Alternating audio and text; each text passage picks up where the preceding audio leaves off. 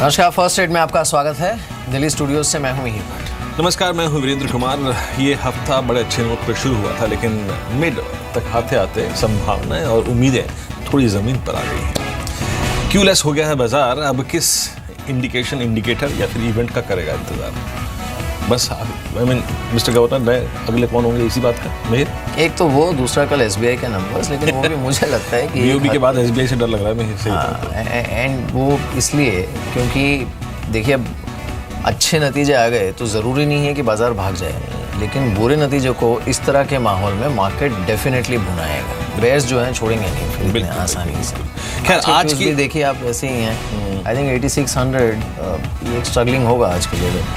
मैं कल के जो स्टैटिस्टिक्स मैंने फर्स्ट एड की शुरुआत करें तो बता देता हूँ। यहाँ पर कल एफआईज हालांकि कैश मार्केट में खरीद के गए, लेकिन उन्होंने सतर्कता में जिसे कहते हैं ना कॉशियस अप्रोच अडॉप्ट कर ली है। Along with the cash buying, देखिए कैश में उनकी बाइंग मिड कैप में भी हो सकती है, लार्ज कैप में भी हो सकती है, क्वालिटी स्टॉक्स में हो सकती है, लेकिन बाजार के लिए उन्होंने अपने आप को प्लेस कर लिया है। कॉल राइटिंग 8600, 8700, 8800 की रेंज में। पुट्स में अगर आप देखें, deep out of money put 8300, 8400 को एक्यूमुलेट करना। दैट मीन्स वो अपने पोर्टफोलियो को थोड़ा सा कुशन डेफिनेटली प्रोवाइड कर रहे हैं। एंड वो पिछले 2 सेशन में स्टॉक फ्यूचर्स पे काफ़ी अगर आप देखें शॉर्ट भी गए हैं, तो उनकी तरफ से एक सतर्कता भरी अप्रोच अगर आप देखें रखी गई। क्यों? क्योंकि याद रखिए बीते 2 महीने में सबसे ज़्यादा पैसा उन्होंने ही झोंका इस बाजार में। खैर आज सेंटीमेंट क्या कहता है? अगर आप रेस्ट ऑफ एशिया को देखिए तो बहुत स्पष्ट संकेत नहीं है, मिला जुला अगर आप देखें, लेकिन एसएक्स निफ्टी अगर आप देखें तो इस वक्त ये हैंग सेंग आपकी स्क्रीन पर लगभग 35 अंक ऊपर है, कहीं नीचे है बैक फुट पे।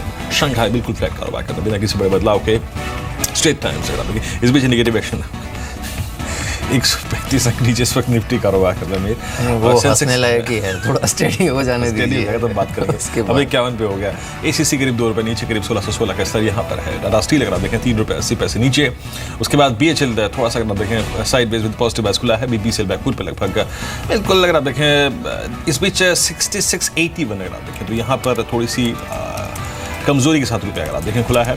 करीब 6672 से अगर आप देखें 6681 के स्तर पे लगभग ऑलमोस्ट आप देखें तो 9 पैसे की कमजोरी के साथ भारतीय रुपया खुला है। लेकिन अब हाउस व्यूज़ क्या है थोड़ा सा उनको भी जानते हैं। अंचल हमारे साथ न्यूज़ रूम में है और तब तक इंडिकेटिव एक्शन भी मैच्योर हो जाएगा। अंचल बताइए। शुक्रिया वीरेंद्र। शुरुआत करेंगे थर्मैक्स से। देखिए यूबीएस ने नतीजों के बाद उस पर एक नई रिपोर्ट जारी की है। सेल की रेटिंग को बरकरार रखा है, डाउनसाइड टारगेट 700 का दे रहे हैं। सबसे बड़ी चिंता जो उनका मानना है वो ये है कि कंपनी के जो ऑर्डर इनफ्लोज हैं वो 17 तिमाहियों के निचले स्तरों पे हैं और एज सच कोई रिकवरी की उम्मीद नहीं की जा रही आने वाले 2 से 3 तिमाहियों में। तो ये कहीं ना कहीं ओवरहैंग शेयर प्राइस पे भी रखेगा आने वाले 1 से 1.5 महीने तक डेफिनेटली। और साथ ही लॉन्गर टर्म में भी अगर ऑर्डर इनफ्लोज पिकअप नहीं होते तो एक डेफिनेट सेल बन जाएगी थर्मैक्स। वहीं दूसरी ओर टाटा कॉम के ऊपर Bank of America Merrill Lynch ने अपनी बाय रेटिंग को बरकरार रखा है। अपसाइड टारगेट 532 का दे रहे हैं। सबसे बड़ा ट्रिगर है जो लैंड एसेट, जो नई टैक्सेशन लॉज बिल की बात की जा रही है, वो अगर आती है तो कंपनी अपना लैंड बैंक जो है वो ज़्यादा आसानी से मोनेटाइज कर पाएगी। और अगर मौजूदा वैल्यूएशन लैंड बैंक की देखें तो करीब 103 रुपये प्रति शेयर कंपनी के लैंड बैंक की वैल्यू बैठ रही है। तो एक अच्छा जंप शेयर में आता हुआ दिखेगा आने वाले दिनों में और इसीलिए आप इसमें निवेश की सलाह दे रहे हैं Bank of America Merrill Lynch. Credit Suisse ने Concor container corporation of India के ऊपर अपनी रेटिंग जारी की है, डाउनग्रेड किया है रेटिंग को और अब अंडर परफॉर्म किए। लक्ष्य 1250 दिए हैं। वॉल्यूम्स गिरी हैं, वो एक चिंता का विषय है। लगातार वॉल्यूम स्लम्प कर रहे हैं, 2 से 3 तिमाहियां बीत चुकी हैं, अभी भी कंपनी के वॉल्यूम्स में रिवाइवल नहीं है और आगे भी प्रेशर जारी रहने का अनुमान है। साथ ही कोटक और जेपी मॉर्गन दोनों ने ही एमएनएम के ऊपर अपनी रिपोर्ट जारी की है। एक तरफ कोटक ने डाउनग्रेड करके रिड्यूस रेटिंग दी है एमएनएम को, लक्ष्य 1380 से घटा के 1370 किया है। वहीं जेपी मॉर्गन ने ओवरवेट रेटिंग दी है और लक्ष्य 1450 किया है। देखिए कोटक की रिपोर्ट का पूरा फोकस है ट्रैक्टर सेल्स पर। उनका मानना है ट्रैक्टर बिक्री जिस तरह से गिरी है, कंपनी का एबिटा हर्ट हुआ है और ये रिवाइवल होने में 1 से 2 क्वार्टर्स डेफिनेटली लगेंगे। वहीं दूसरी ओर जेपी मॉर्गन का जो व्यू है वो लॉन्गर टर्म पे है। मॉनसून इंप्रूव हुआ है, कहीं ना कहीं आने वाले Q2 में एक अच्छी वॉल्यूम्स की उम्मीद की जा रही है। साथ ही साथ Q3 एक स्ट्रॉन्ग क्वार्टर रहता है कंपनी के लिए नॉर्मली, तो वो भी इस बार ही अच्छा रहेगा। तो कहीं ना कहीं कोटक की रिपोर्ट का ज़्यादा फोकस शॉर्ट टर्म पे है, तो जेपी मॉर्गन लंबी अवधि के लिए सलाह दे रहा है। बिल्कुल, चलिए अब देख लेते हैं एक बार निफ्टी कहाँ पर है। लेकिन हाँ, आज 8600 जो है वो निफ्टी के लिए एक बड़े बैरियर के तौर पे काम कर सकता है। विजेश, अब बैंक ऑफ बड़ौदा देखिए, ये तो प्री ओपन टिक्स हैं, बट एक बार खुल जाएगा, थोड़ी फाइन प्रिंट बाहर आएगी, then will have to see stock का होता क्या है। एंड कल मदर ऑफ ऑल एसबीआई, इसके नतीजे हैं। बैंक ऑफ बड़ौदा पर क्या व्यू है आपका?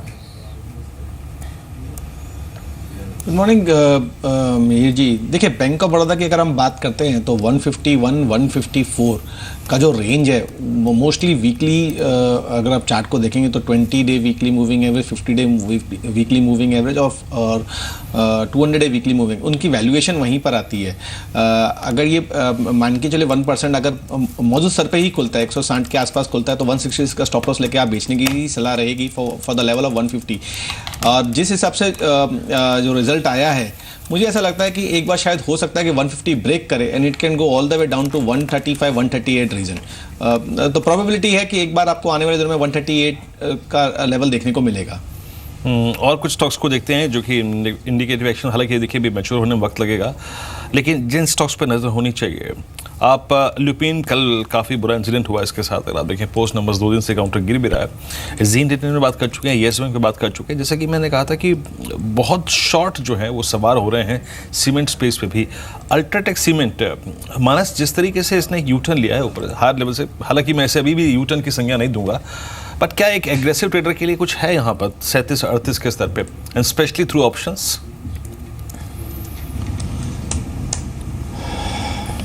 देखिए, ऑप्शन में लिक्विडिटी कितनी है ये चेक करना पड़ेगा। मेरे को लगता है कि अल्ट्राटेक सीमेंट में ऑप्शन, पुट ऑप्शन में स्पेशली शायद लिक्विडिटी काफ़ी कम होगी, तो ट्रेड करना मुश्किल होगा।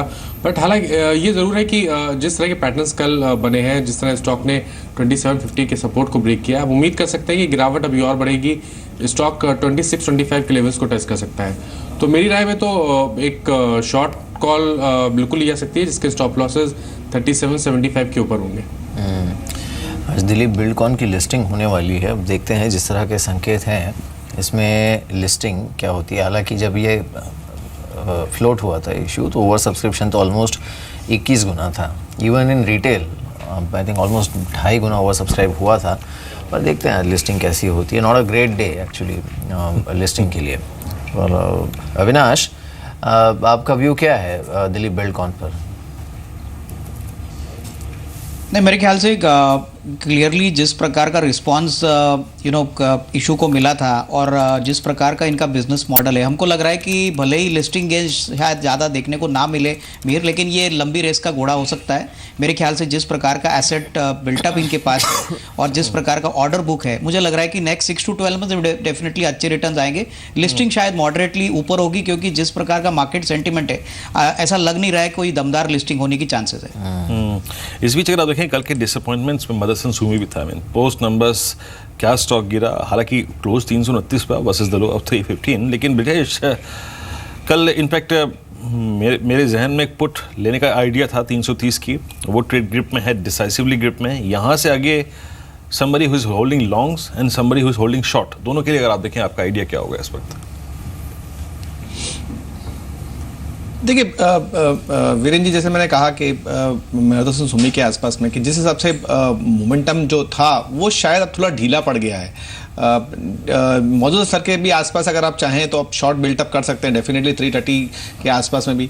आई डोंट थिंक सो कि 343 345 ये मोमेंटम में ये क्रॉस करेगा। नीचे में 315 और any closing below 315 would be taking the stock to 295।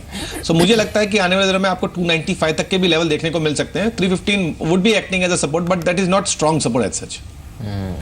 चलिए, आज के दिन वो 10 कौन से स्टॉक हैं जिस पर आपको नज़र रखनी चाहिए? रजत हैं हमारे साथ। रजत, बताइए।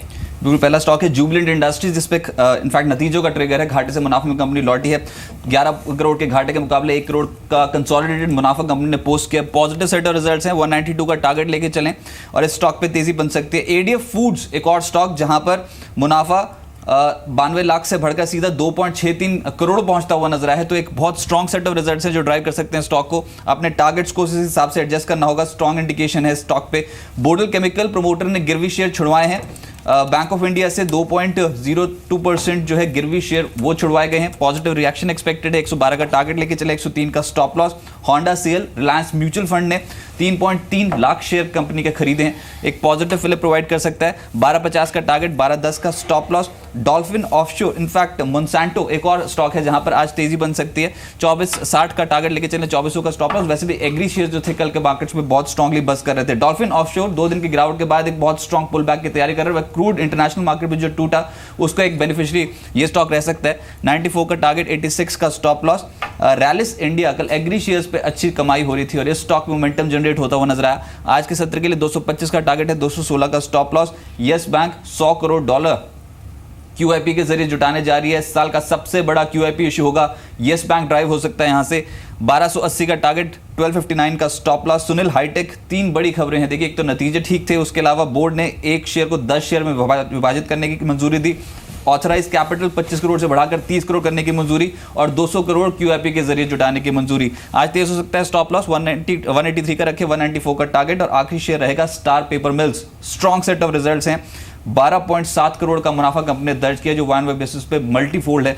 आज के सत्र में स्ट्रॉन्ग रिएक्शन, अपर फ्रीज लग सकता है स्टॉक पे। जी चलिए, तो ये वो 10 स्टॉक्स हैं जिस पर आप नज़र रख सकते हैं।